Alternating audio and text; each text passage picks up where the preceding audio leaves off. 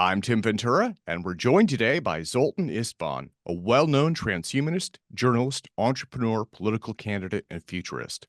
Zoltan has worked as a reporter for the National Geographic Channel. His writings have appeared in the San Francisco Chronicle and Outside, and his coverage of the war in Kashmir was made into a documentary, The Pawns of Paradise. As an entrepreneur, he's experienced in real estate and owns vineyards in Mendoza, Argentina, Bordeaux, France, Napa Valley, and more. His writings and ideas on transhumanism, philosophy, atheism, and futurism have been featured in a number of major media channels. He's also the author of The Transhumanist Wager, Philosophy in the Future, Anti-Deathist, The Futurist Cure, and a number of books on futurism and transhumanism. Zoltan ran for governor of California in 2018, sought Republican nomination for the 2020 presidential election on a platform emphasizing science, tech, longevity, transhumanism, and libertarian values, which he's spoken on in a number of national and international forums. So Zoltan, welcome, sir. It is truly a pleasure to have you with us today. Thank you so much for having me, Tim. Let me start out by asking about the transhumanist wager. So this is a concept that you've been working to popularize, as well as a science fiction book that really launched you into the transhumanism spotlight. So let me start out by asking, what is the concept and what was the book that kind of came out of that? Sure. So just so your viewers can kind of see, this is the physical copy of the book, which you can get on Amazon.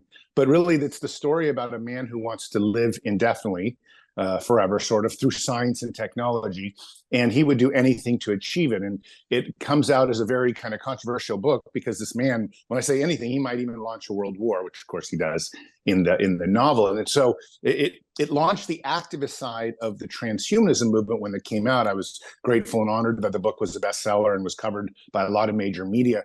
But essentially, the transhumanist wager is this concept that you should dedicate everything in your life, all your energy and all your resources to trying to live indefinitely and achieve the transhumanism dream, which means you can avoid death.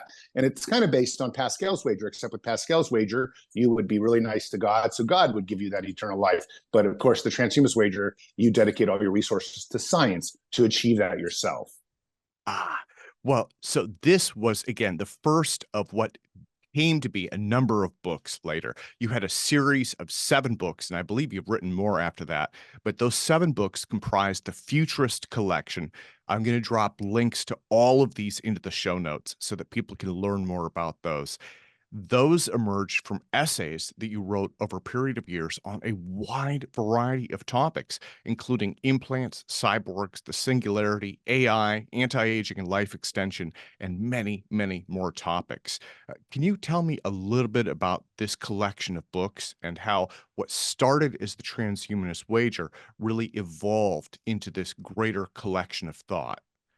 Sure. Well, what happened was the transhumanist wager, again, I was honored, did so well that it sort of launched me into the public light as a public figure in the transhumanist world.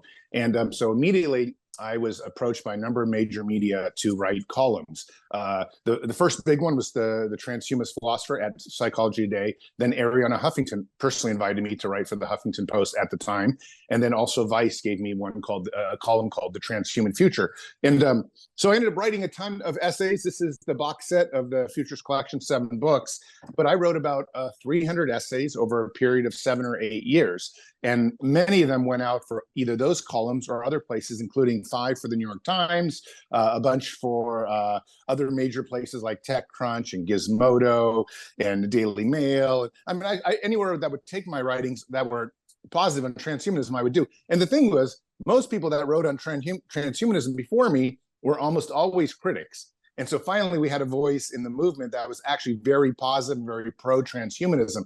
And this is I felt was very important because media, as you know, like Hollywood, it's every science fiction film is always kind of like anti-technology to some extent. Never does it really celebrate it. So I was grateful to celebrate it with those essays and those columns. And of course, the Zoltan Istvan Futures collection, 7 books in the box set, makes up those about 250 essays that have been republished and readapted in that Futures collection just last year.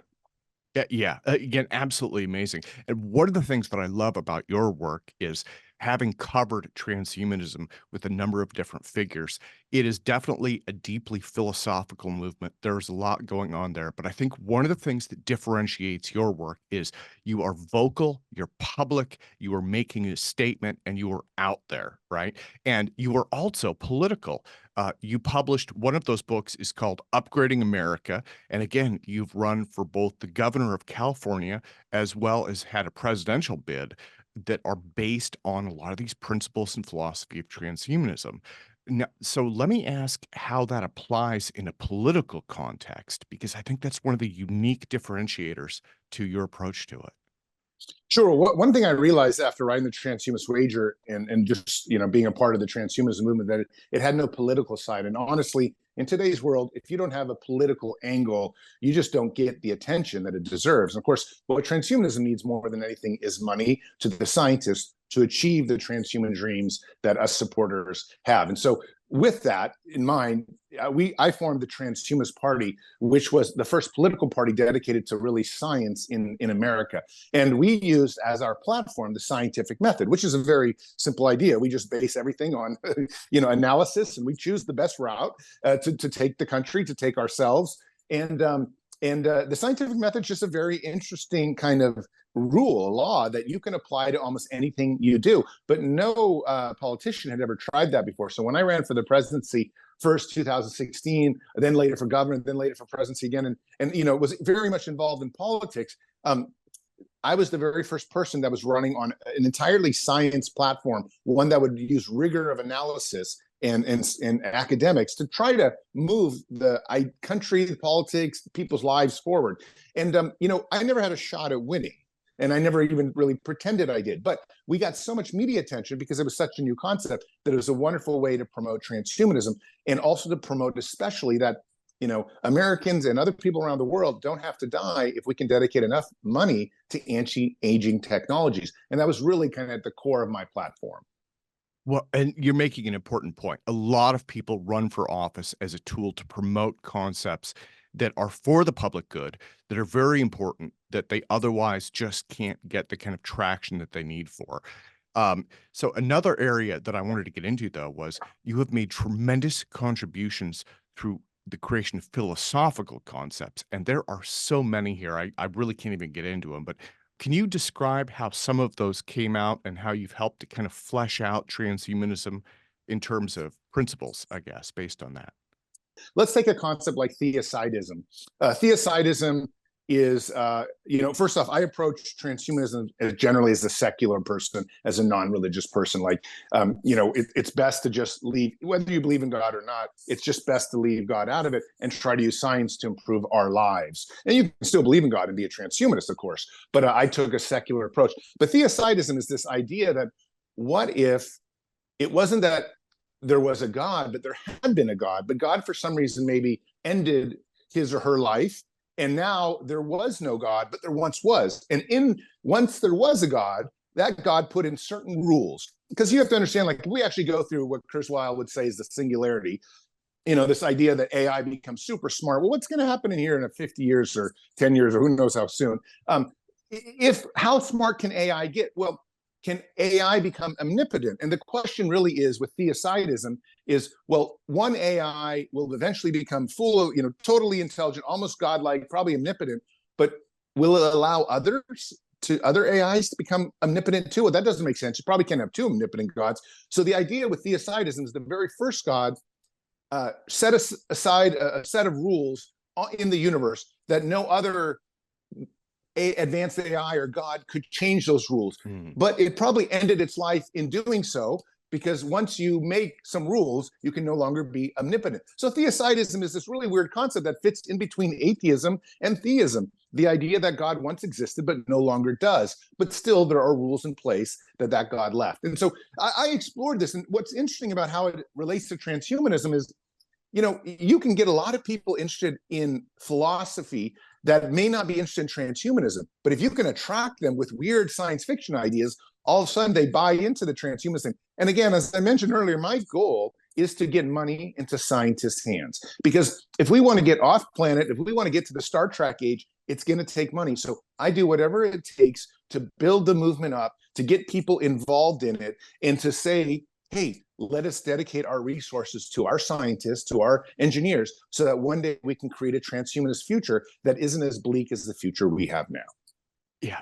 Well, and a lot of this falls into what you would describe as the U.S. Transhumanist Party, right? And so I wanted to ask if that is different than transhumanism as, I guess, a larger philosophical community. Because again, I know that you have helped to kind of sharpen that as, the tip of the spear, and you've done this massive body of writing and philosophical concept development as well. So is there kind of a differentiation in terms of community? Is it like I'd almost envision this a little bit like Linux, right? Where you've got a bunch of different platforms. They're all going to kind of the same destination. They all generally get along, but they all have kind of different flavors. Would that be a way to visualize it? Yeah. So, well, first off, there are plenty of transhumanists who want no politics involved with science, and that's totally understandable. So, no matter what you do, you're never going to get those transhumanists involved with the Transhumanist Party. But the Transhumanist Party was built on the scientific method. And of course, the scientific method is very simple in saying nobody is ever right. We are just constantly getting better at understanding the truth on a statistical level. And that's why it's so wonderful, because you don't have to get to claim you're right. You just claim that, well, we're doing the best we can given the knowledge we have right now. But certainly there are plenty of people who don't like the Transhumanist Party. At the same time, one of the core parts of the Transhumanist Party is the Transhumanist Bill of Rights, something that I delivered to the U.S. Capitol during one of my presidential runs. And now the Transhumanist Bill of Rights in its third version, which was fully published in Wired magazine, is a crowdsourced document. So this is not based on one person's view anymore. This is based on as many people, and anyone can vote on how to alter the Transhumanist Bill of Rights. And again, it's been widely covered in major media. And so the Transhumanist Party sort of based a lot of its ideas on this, which is crowdfunded. So, and you don't need to pay money to join. So anyone can vote, anyone can be a part of it. It's not like there's any kind of restrictions. So what the Transhumanist Bill of Rights is really the most democratic bill of laws or bill of ideas out there. And so that's what I think the party is based on today. And I'd say it very much reflects what most transhumanists believe. Now, there may be people who, again, don't want politics and transhumanism, but the Transhumanist Bill of Rights is 100% crowdsourced with no restrictions. So, it's really much like whatever the public wants in the majority. Okay. Well, so when I was working on these questions last night, I realized that technology and science is going in the direction of transhumanism, right? And I know there have been critics, like right now, there's some criticism of the TESCREAL philosophy that several high-profile Silicon Valley pioneers, have promoted. But transhumanism is a concept. I mean, we have implants, AI, life extension, advanced medicine. All of these things are driving forward. Do you think that transhumanism is going mainstream almost as a de facto sense over time? Yes, no doubt it has gotten significantly bigger, especially with ChatGPT and things like that. And COVID was a huge boost. I mean, because, all of a sudden we had a world dilemma. People, potentially a lot of people could die. And all of a sudden, within months, we were able to come out, probably actually within days, people were able to come up with a vaccine. It took months to actually get it out. But the point was that was a huge, like, people were like, wow, RNA, what is this technology? And yet this is sort of a transhumanist technology. I consider transhumanist technology the most radical 10% of the technologies out there. So it's always changing. But typically, like, if you haven't heard of a technology and it comes and changes your life, you can kind of assume that that's sort of a transhumanist idea. Now, Silicon Valley may not call it transhumanism. Transhumanism may not, many people who believe in technology may not be transhumanists.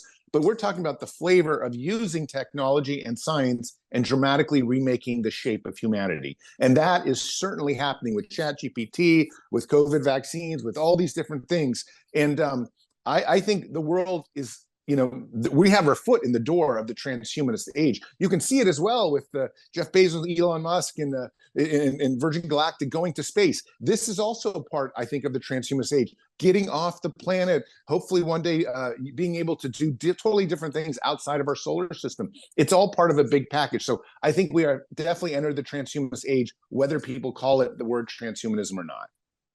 Well, let me ask about AI because you'd mentioned ChatGPT. This is another area because, again, your work spans many, many different genres of science, technology, and futurism. In terms of AI, you have studied and written about this extensively, and the advent of LLM systems such as OpenAI's ChatGPT and Google's new Gemini platform, those are making headlines now on nearly a daily basis. So, have we crossed the threshold and truly entered the era of AI as well? And where do you see this going in the near future? Yes, yes, we've definitely crossed the threshold. I mean, I tell people again and again that if you wake up one day and nothing works, or if you're on the freeway and all your cars have stopped, it's because AI has crossed a threshold that we didn't know.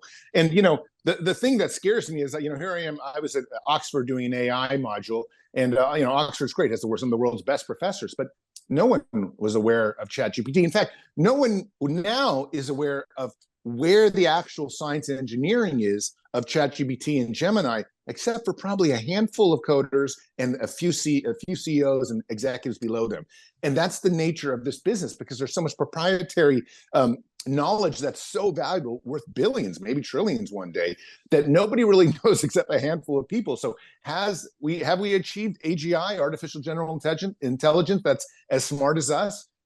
We don't know, but we might in 2-3 months. And will that become a Terminator scenario, or will that become a beneficial thing to humanity? That we don't know. But I am certain that if 15 months ago, ChatGPT was born and we have crossed the threshold where you can just say something into your phone and all of a sudden it types out a novel, like I was actually writing a sequel to the Transhumanist Wager, and then I heard about ChatGPT and tried it and thought, wow, I'm not sure I need to do a sequel anymore. I'm not sure book writing is gonna be alive, just like journalism. Still, people are writing stories, but they actually don't need to. And probably in 1 year, I bet ChatGPT will be almost better than virtually every journalist I know in terms of content, philosophy, ideas. The same thing. My wife's a doctor. Her job's going to be replaced at some point. I mean, maybe it's 10 years out still, but there's no there's no doubt in my mind that the world is at the precipice of something major. When robots, probably in the next year or two, start being sold sort of like cars, and we can have them in their households, and then they're combined with ChatGPT, we're really entering a very dangerous age, but also a very wonderful age, in the sense that we might actually have a lot more freedom. What's going to happen to jobs? That I don't know. But it's going to be a wild world. But we have crossed that threshold now, I think. Well, actually, I was going to ask about jobs because, I mean, right now, ChatGPT seems to be a threat or a potential threat to writers and programmers. Midjourney potentially threatens artists and illustrators. You've got robotic cars that could replace taxi and bus drivers. And there is this wide list of potential job threats. But, in the past, I mean, this has been said about every new technology that's come out. And the labor economy always changes to match and accommodate that as well. So, do you think that this public fear that's out there about AI taking jobs is really justified, or is this just a form of neoludism? No, no, I think this time it's justified. I think, you cry wolf enough times, one time it actually is real. And I think this time, and again, it's not like even just saying this is going to happen in the future. Last week or 2 weeks ago, LA Times fired a ton of people. Microsoft fired a ton of people. Google is laying off a ton of people. Various shipping companies. And all of this, they can say, oh, it's because this. I mean, these are, when Microsoft hits an all-time high on the stock market and then fires people that same day, something is up. And that's the result of AI. And the same thing with the media. We're seeing the entire media landscape decimated. And nobody really knows what's to do. The freelance world is ending because no one has a budget anymore.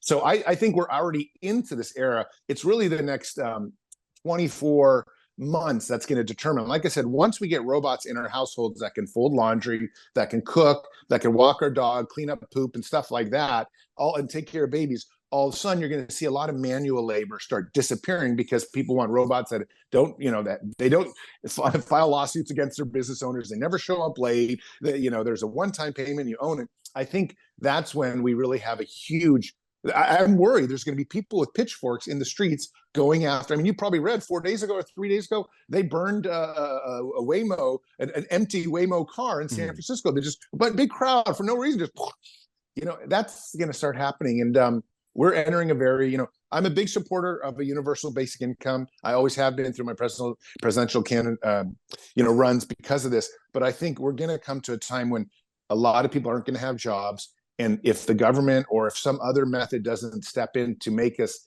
appease us, people are going to pick up pitchforks and threaten all of civilization. So we've got to be very careful.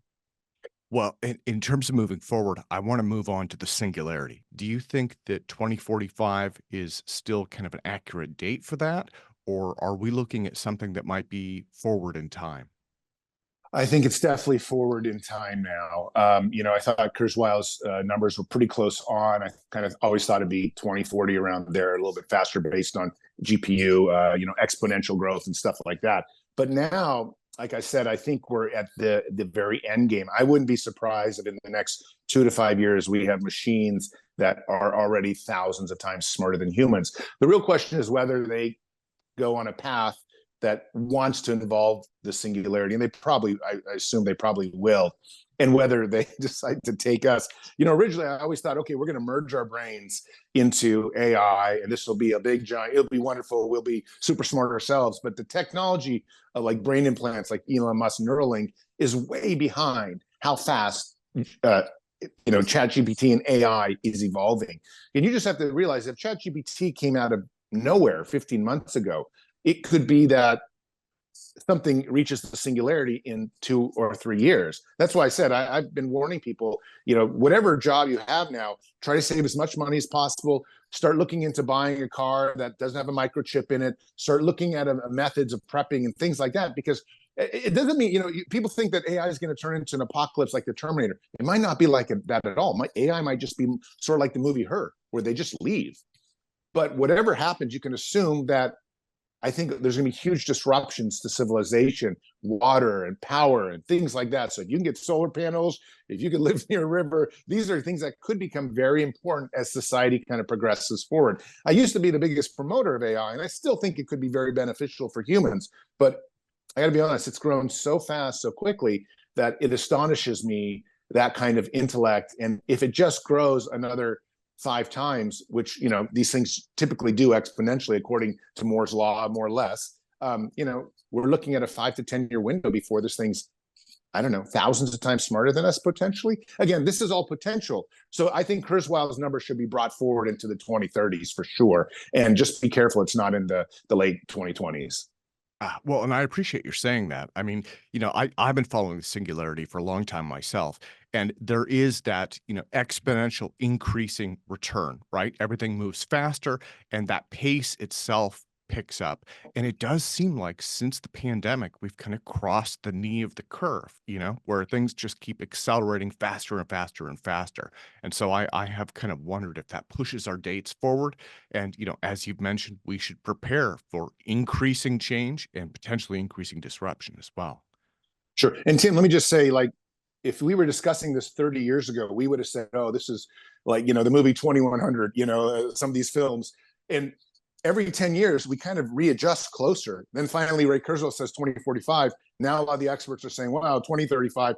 I bet in 3 years, we're going to be like, wow, this is a 72-month away event. And so I think you have to take a statistical analysis of all the futurists and all the engineers, and it's getting closer and closer to us. And that's a very interesting phenomenon, because like I said, I try to use the scientific method to figure these things out instead of just a single method. And I can tell you that the curve is saying the singularity is coming closer than the dates people are promising, just based on every year we live.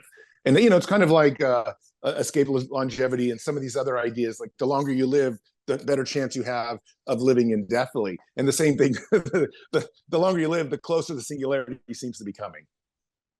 Well, Zoltan, let me thank you so much for your time today. It has truly been a pleasure having you with me. I want to close by asking, what is coming up for you in 2024, and what do you see coming for transhumanism, AI, and the many other topics that you have written about in the months ahead? Well, I think again, I can't emphasize to your listeners and viewers enough that AI is the 800-pound gorilla in the room. How that evolves and changes. So I think one thing I want to say is that there is a chance the governments are going to step in and stop it because it's just so much chaos and disorder. The problem, though, is that the U.S. government can't really step in because if they do, then China's just going to develop it, which could be worse. Having a communist-oriented AI could be a super smart one could be a bigger threat. So when people ask me what the future is right now, a lot of my future is protecting my own personal wealth, trying to talk to people about the challenges that AI has brought not only to the transhumanism movement, because there may not be humans that make it into the transhumanist age anymore, as it's just these creations. And honestly, that was never my intent. My intent was never to create a machine that just becomes super smart. My intent was, the transhumanist wager, my intent was we work together, maybe we merge with machines, but it's always us that goes through that door. It's no fun for me if it's just a tool that humans have created that walks through that door. So we have to be very careful that we can do whatever we can to make sure it's also us that goes into the Star Trek era. And so for the very first time in my career, I have started warning people about the challenges of the transhumanism movement, and especially the challenges of AI. And I have some big ticket talks. I'm speaking at the UK Parliament here very shortly, and I have some ideas, some speeches in other countries. And I'm going to be telling people what I'm simply just told you, which is I'm not saying we have to put our foot on the brakes, but we really need to understand that if it's not humanity that walks through the door into the transhumanist age, then we've sort of lost it all. It'd kind of be like us evolving from, animals. Animals aren't really happy what humans have done to the planet and how they've become. We're not going to be very happy with what AI does and what we become. So we better make sure we sort of remain the alpha somehow in this world. And I don't know if that's possible anymore, but I'm working on it through books. I might run for governor again. I have all these different ambitions. And I'm finishing my Oxford degree. I'm just literally turning in my thesis now. So we'll see what happens next. But one thing's really important is that we don't let the tool we created become the thing that actually ends up being our demise. And so we have to take very serious concerns with that. Let me thank you again so much for your time today, sir. Thank you so much for having me, Tim.